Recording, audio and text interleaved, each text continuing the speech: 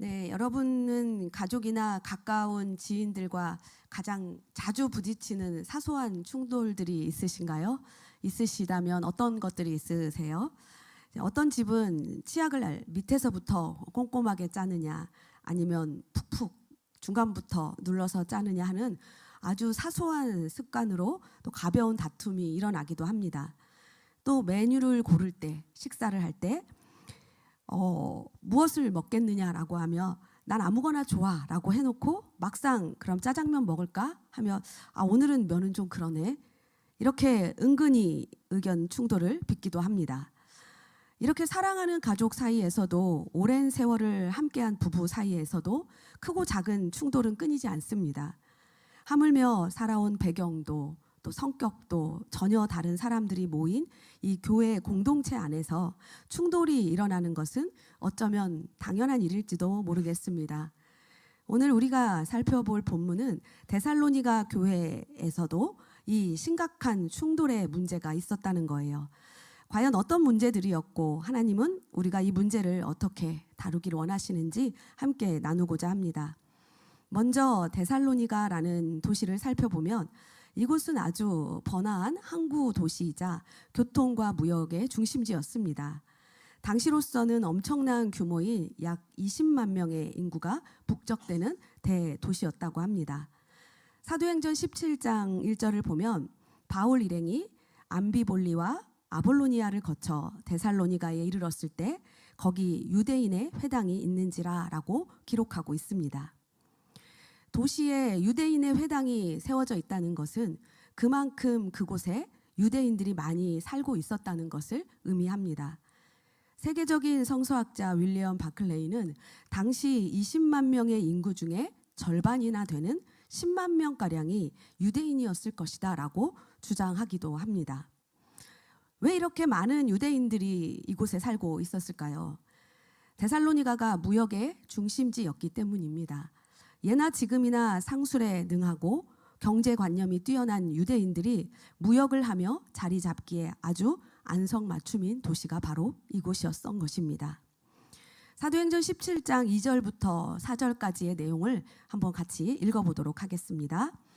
바울이 자기의 관례대로 그들에게로 들어가서 새 안식일에 성경을 가지고 강론하며 뜻을 풀어 그리스도가 해를 받고 죽은 자 가운데서 다시 살아나야 할 것을 증언하고 이르되 내가 너희에게 전하는 이 예수가 곧 그리스도라 하니 그 중에 어떤 사람 곧 경건한 헬라인의 큰 무리와 적지 않은 귀부인도 권함을 받고 바울과 실라를 따르나. 네, 말씀에서 본 것처럼 바울이 데살로니가에 들어가 회당에서 구약 성경을 풀어주며 십자가와 부활의 복음을 전하자 놀랍게도 유대인들이 아닌 이방인들이 대거 예수님을 믿게 되었습니다. 그러자 그곳에 있던 유대인들이 시기하여 바울을 잡으려고 했고 결국 바울은 데살로니가에 머문 지 3주 만에 쫓기듯 베레아로 도망을 치게 됩니다. 복음의 문이 이렇게 활짝 열렸는데 얼마 머물지 못하고 도망치듯 나온 바울의 가슴은 얼마나 안타깝고 애가 탔겠습니까? 그런데 너무 놀랍게도 잠시 머물렀던 이 데살로니가 교회의 교회가 속으로는 소망이 있고 겉으로는 능력이 나타나는 교회라는 소문이 돌기 시작했습니다. 또 복음의 사역자들을 알아주는 교회라는 소식도 들려왔습니다. 바울은 이 기쁜 소식을 듣고 이들을 위로하고 격려해 주기 위해 디모데를 보내기도 했었습니다. 하지만 아무리 성령의 은혜가 충만하고 칭찬받는 교회라 할지라도 이제 막 세워진 연약한 교회였기 때문에 필연적으로 겪고 넘어가야만 하는 성장통이 있었습니다. 겨우 3주입니다. 이방인이었던 성도들이 복음을 전해 들은 기간이 3주밖에 되지 않았던 것이죠. 이제 막 예수님을 믿기 시작했는데 영적 스승인 바울이 핍박을 피해 떠나버렸으니 이 초신자들의 마음속에 얼마나 헷갈리고 또 성경에 대해 궁금한 것이 얼마나 많았겠습니까? 결국 그들 안에는 성경에 대한 오해와 여러 가지 갈등들이 피어날 수밖에 없었을 것입니다. 이 문제는 단지 데살로니가 교회만의 문제는 아니라고 생각합니다. 오늘을 살아가는 우리에게서도 충분히 일어날 수 있는 크고 작은 문제들이기도 합니다. 예나 지금이나 이런 문제들이 일어나는 이유는 똑같습니다. 먼저 우리가 살아가는 이 세상은 천국이 아니기 때문에 그렇습니다. 우리가 비록 구원받은 성도이지만 이 세상은 여전히 죄악이 만연한 곳입니다. 세상은 예수님과 교회에 대해 절대로 호의적이지 않습니다. 그때나 지금이나 교회는 세상의 거센 핍박 가운데 있었기 때문에 외부적인 갈등과 압박으로 인한 문제가 생기는 것은 당연한 것이었습니다. 또 충돌이 생기는 두 번째 문제는 성도들이 아직 성숙하지 못한 옛사람의 모습을 벗어버리지 못했기 때문입니다. 구원을 받았다고 해서 하루아침에 완벽해지지 않습니다. 내 마음은 천사처럼 순종하며 살고 싶은데 육신이 연약해서 여전히 혈기를 부리고 욕심을 내곤 합니다. 이렇게 연약한 사람들이 모여있는 공동체이다 보니 서로 부딪히고 충돌하는 일이 생겨나는 것이었습니다. 또 하나 이렇게 충돌이 일어나는 문제는 잘못된 거짓 진리를 가르치는 거짓 교사들이 있기 때문입니다. 교회의 안팎에는 자신의 이익을 위해 성경을 비틀고 또 이상하게 해석해서 성도들을 잘못된 길로 인도하는 자들이 있었습니다. 우리는 이런 사람들을 이단이라고 또는 사입이라고 부릅니다. 이들은 영적으로 틈을 파고들어 교회 공동체에 큰 혼란과 문제를 일으켰습니다. 마지막으로 성경에 대한 미숙한 이해 때문에 교회 안에서 크고 작은 충돌들이 생겼습니다. 성경은 전체적인 흐름 속에서 바르게 이해해야 하고 적용해야 합니다. 그런데 내 마음대로 또 내가 원하는 대로 해석하다 보면 문제가 생깁니다. 성경의 간단한 진리는 누구나 쉽게 이해할 수 있지만 깊은 진리를 바르게 알기 위해서는 훈련된 전문 사역자와 또 신앙의 선배들을 통해 배워야 합니다. 영적인 가르침의 질서를 따르지 않고 각자 소견에 옳은 대로 믿으려 할 때 교회 안에는 반드시 갈등과 문제들이 생기게 됩니다. 이러한 미숙함과 오해들 때문에 데살로니가 교회 안에는 아주 크고 작은 치명적인 문제가 하나 발생했습니다. 그것은 바로 종말론에 대한 잘못된 이해와 문제들이었습니다. 저 정도 나이 되신 분들은 아마 다미 선교회라고 들어보셨거나 또 경험해 보셔서 알 거라고 생각합니다. 1992년 10월 28일 휴거가 일어난다는 시한부 종말론으로 인해 한국 교회에 엄청난 파장을 일으켰습니다. 교회뿐만 아니라 사회도 발칵 뒤집힌 적이 있었죠. 저는 그 당시 20대 초반으로 직장 생활을 하고 있었습니다. 같은 부서에 동갑내기 크리스천 친구가 있었어요. 특별히 그 친구와 종교가 같다는 이유로 아주 친하게 지냈습니다. 그러던 어느 날 갑자기 이 친구가 회사를 그만두게 됐습니다. 그리고 저를 부르더니 휴거가 곧 일어날 거니 너도 너의 생활을 빨리 정리하고 휴거 준비를 하라는 거였습니다. 공무원인 자기 아버지도 퇴사를 했고 그때 서울대 법대를 다니던 졸업반이었던 오빠도 휴학을 하고 집도 팔고 구로동에 있는 쪽방의 임시 거처에 살고 있다는 거예요. 저는 그때 처음으로 그 친구가 다미선교회 교인이라는 것을 알게 되었습니다. 너무나 충격이었죠. 그리고 그동안 그 친구와 서로 나눴던 신앙적인 이야기는 무엇이었고 함께 고민하며 기도했던 것은 무엇이었는지 너무 허무한 생각이 들었습니다. 결국 아시다시피 휴거는 일어나지 않았습니다. 하지만 그 친구 가정은 두 번째 휴거, 세 번째 휴거를 계속해서 기다리며 돌아오지 않았었습니다. 비단 이뿐만 아니라 지금 2026년을 살아가는 이 시대도 마찬가지죠. 제가 맡은 고등부 안에서도 이런 일이 있었습니다. 얼마 전 고등부 부장님을 통해서 들은 말인데요. 저희 고등부 친구 중 여학생 한 명이 이단 교회에 다녀왔다는 내용입니다. 학교 친구가 하교 후에 자기네 교회를 가자고 했답니다. 우리 교회에서도 행축이나 전도로 교회 친구들을 초대하는 일이 많기 때문에 우리 이 친구는 아무 의심 없이 따라갔었던 거죠. 그곳에서 목사님이라는 분이 우리 고등부 친구에게 자기네들의 교리를 가르친 거예요. 이 친구가 가만히 듣다 보니 뭔가 다르다는 걸 알게 됐죠.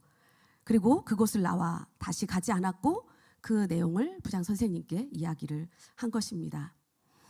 이처럼 우리 중고등부 아이들도 안전하지 않습니다. 이단 모태 신앙을 가진 아이들과 함께 살아간다는 거예요. 학교나 학원이나 언제든 포교당할 수 있는 자리에 우리 아이들이 놓여져 있습니다. 저희 중고등부가 이 건너편 프라무솔에 있지만 청라은혜교회 중고등부 아이들인 것을 기억해 주시고 많은 관심과 격려, 기도 부탁드립니다. 본문의 데살로니가 교회에서도 이와 같이 주님이 며칠 안에 혹은 몇 달 안에 곧 오신다라고 하며 가르치는 사람들이 있었습니다. 예수님의 재림에 대해 크게 오해한 것이죠. 데살로니가 교회 성도들도 이 거짓된 가르침에 빠져 잘못된 행동을 하기 시작했습니다. 세상 사람이 아니라 교회 안에 성도들끼리 그랬다는 거예요. 어차피 주님이 곧 오실 텐데 땀 흘려 이래서 뭐하나. 일상을 팽개쳐 버린 것입니다. 일을 안 하니 당장 배가 고프죠. 그러니 어떻게 합니까? 묵묵히 일하며 신앙생활하는 다른 성도들의 집에 찾아가 빈대처럼 붙어서 얻어먹고 이웃들에게 심각한 민폐를 끼치기 시작했습니다. 교회 안에서 땀 흘려 일하는 자들과 일하지 않고 빈둥거리는 자들, 이렇게 두 부류의 사람들이 생겨났습니다. 또 이들 사이에 매일같이 원망이 쌓이고 심각한 충돌이 일어났습니다. 세상 사람들에게 복이 되고 덕이 되라고 하나님께서 우리를 불러주셨는데 도리어 세상의 손가락질을 받는 이상하고 게으른 집단이 되어버린 것입니다. 어디 그뿐입니까? 주님 오시기 전에 죽으면 부활도 못하고 내 믿음은 다 헛것이 된다라는 거짓 가르침에 속아서 구원의 기쁨을 누리기는커녕 나 죽기 전에 주님이 오셔야 하는데 어떡하나 하며 매일 근심과 두려움 속에 떠는 사람들도 있었습니다. 이렇게 중심을 잡지 못하고 이단에 흔들리고 말씀을 잘못 이해하고 서로 죄 가운데 흔들리며 이리저리 충돌하는 성도들을 향해 사도 바울은 오늘 우리가 읽었던 5장 23절에 이렇게 말합니다. 평강의 하나님이 친히 너희를 온전히 거룩하게 하시고 또 너희의 온 영과 혼과 몸이 우리 주 예수 그리스도께서 강림하실 때에 흠없게 보존되기를 원하노라. 아멘. 사도 바울은 데살로니가 성도들이 온전히 거룩하길 원한다라고 말합니다. 그냥 거룩이 아니라 온전히 거룩하게. 이 단어는 신약 성경 27권 전체를 통틀어 오직 이곳에만 딱 한 번 쓰이는 특별한 단어입니다. 그렇다면 바울은 왜 수많은 서신서 중에 또 수많은 교회 중에 하필 데살로니가 교회에만 이 온전히라는 특별한 단어를 썼을까요? 그 이유는 앞서 살펴본 데살로니가 교회의 특수한 문제가 또 정확하게 이들과 맞아떨어졌기 때문입니다. 온전이라는 말은 원래 의도했던 목적지나 목표에 완벽하게 남김없이 끝까지 도달했다는 의미를 가지고 있습니다. 바울은 영적인 부분만 거룩한 척 하지 말고 밥을 먹고 일터에서 땀 흘리고 사람들과 부딪히는 물리적인 몸, 즉 일상의 삶과 노동, 관계까지 남김없이 처음부터 끝까지 100% 거룩하게 구별되어야 한다는 것을 강력하게 촉구하고 있는 것입니다. 또 이 온전히라는 말은 하나님이 끝까지 책임지신다라는 의미도 가지고 있습니다. 이번에 5장 23절과 24절을 저와 여러분이 같이 읽어보도록 하겠습니다. 평강의 하나님이 친히 너희를 온전히 거룩하게 하시고 또 너희의 온 영과 혼과 몸이 우리 주 예수 그리스도께서 강림하실 때에 흠없게 보존되기를 원하노라. 너희를 부르시는 이는 미쁘시니 그가 또한 이루시리라. 아멘. 이 색칠되어진 부분을 보면 평강의 하나님이 친히 너희를 온전히 거룩하게 하시고 그가 또한 이루시리라 라고 말씀하십니다. 우리의 결심은 때로는 흔들리고 연약합니다. 그러나 바울은 이 말씀을 통해 너희의 거룩은 너희의 부족한 결심에 달려있는 것이 아니라 평강의 하나님께서 주님 다시 오시는 그 마지막 날까지 조금의 흠도 없이 완벽하게 책임지고 완성하실 것이다 라는 확신과 위로의 도장을 찍어주신 것입니다. 이 얼마나 믿을 만한 말씀입니까?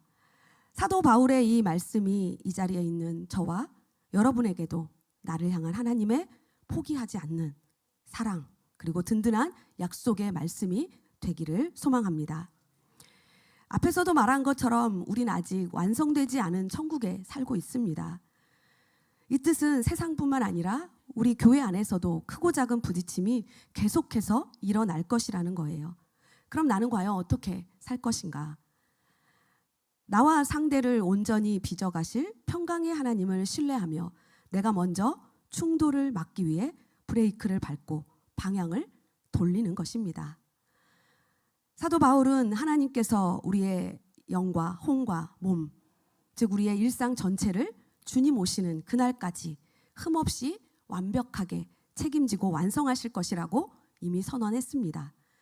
내 성격이 여전히 모나고 상대방의 모습이 한없이 답답해 보일지라도 평강의 하나님이 지금도 포기하지 않고 우리 모두를 다듬어 가실 것을 믿어야 합니다. 우리는 서로 다릅니다. 그 다름을 정죄하지 않고 함께 한 방향으로 나아가야 합니다. 좁은 골목에서 두 대의 차가 마주보며 달려올 때 충돌을 피하는 방법은 누군가 한 명이 먼저 브레이크를 밟는 그 행동이 아닙니다. 한쪽이 멈추어도 다른 쪽이 멈추지 않으면 100% 충돌합니다. 만일 내가 성경이 말하는 것과 다른 방향으로 달리고 있다면, 만일 내가 처한 이 상황이 하나님이 원하는 방향으로 흘러가고 있지 않다면 충돌하기 전에 내가 먼저 멈추고 내가 먼저 그 상황을 다른 하나님이 원하시는 방향으로 돌리는 것입니다. 나를 향해 오래 참으신 주님을 기억하며 방향을 돌리고 또 돌리는 연습을 자꾸 해야 합니다. 말씀에 비추어 아니다 싶으면 바꾸고 또 바꾸고 그렇게 바꿔서 충돌을 막는 사람이 되어야 합니다. 과연 그렇다면 이 편지를 받은 데살로니가 교회 성도들은 사도 바울의 이 편지를 받고 잘못된 방향을 바꾸었을까요? 네, 맞습니다. 사도 바울의 권면대로 데살로니가 교회 성도들은 이 말씀을 받고 그들의 삶의 방향을 바꾸는 순종을 했습니다. 잘못된 그들의 삶의 방향을 바꾼 것입니다.